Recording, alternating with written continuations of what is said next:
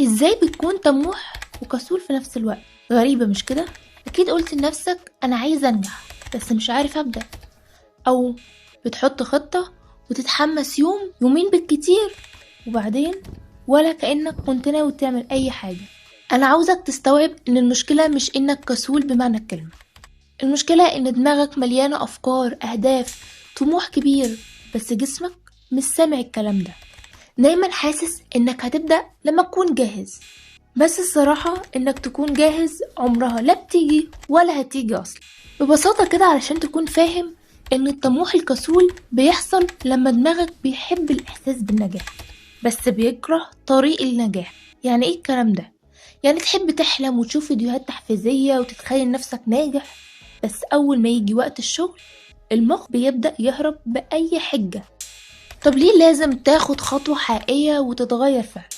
لأن ببساطة كل يوم بتأجل فيه دماغك بيتعلم التأجيل أكتر. مع الوقت الطموح بيبقى مجرد خيال مريح، انت مدرك الخطورة اللي هتوصل ليها، لكن لما بتبدأ بخطوة صغيرة جسمك بيتعلم الفعل. الفرق ما بين الطموح الكسول والطموح الحقيقي، واحد بيفكر والتاني بيتحرك. وبالمناسبة مش لازم تعمل خطوة كبيرة، طلاب اليابان عندهم نظام اسمه سوشو، بيعتمد على انك بتشتغل 5 دقايق بس لحد ما عقلك يدخل في المود، والنظام ده جربته مع ناس كتير وغير حياتهم. هي فكرة بسيطة لكنها قوية جدا. أكيد هيقابلك عوائق، ايه هما وازاي تتغلب عليهم؟ أهم 3 عوائق عند الطموح الكسول: 1. الخوف من الفشل، هتلاقوا حلقة مهمة جدا عن الفشل وازاي تحوله لنجاح في أول تعليق مسمى. 2. انتظار الكمال. 3. الانشغال بالتفاصيل وتأجيل البداية. الحل ببساطة: ابدأ بأبسط شكل عندك، اغلط، عدي على الغلط وكمل في طريقك. طول ما انت ماشي هتلاقي نفسك بتتطور وبتكبر كل يوم عن اليوم اللي قبل. طب ايه حل الطموح الكسول؟ هديلك 3 عادات بسيطة جدا هتفرق معاك 360 درجة. 1. اختار تاسك محدد واشتغل عليه لمدة 5 دقايق بس. الطريقة دي جزء من نظام دراسي ياباني اللي بيعلمك تكسر حاجز البداية وتدخل في التركيز العميق من غير ما تحس. أنا لخصت النظام كامل بطريقة بسيطة ومناسبة لأي طالب أو شخص عايز يطور نفسه، وهتلاقوه في أول تعليق. 2.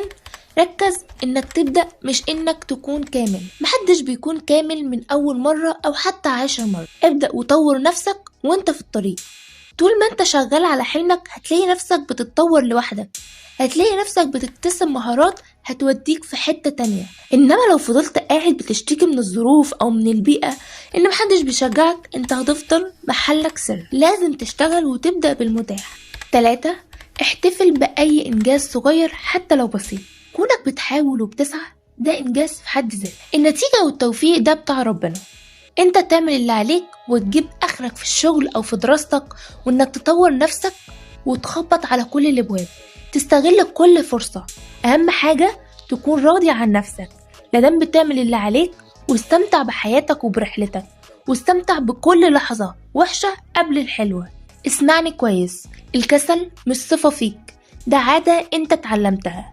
ابدأ بخطوة صغيرة النهاردة، ولو حاسس انك مش جاهز فمبروك، دي أول علامة إنك لازم تبدأ دلوقتي. لو حاسس إنك محتاج خطة واضحة تبدأ منها، أو لو عايز تمشي خطوة زيادة، أنا عملت لكم الكورس الياباني الكامل للتركيز والمذاكرة.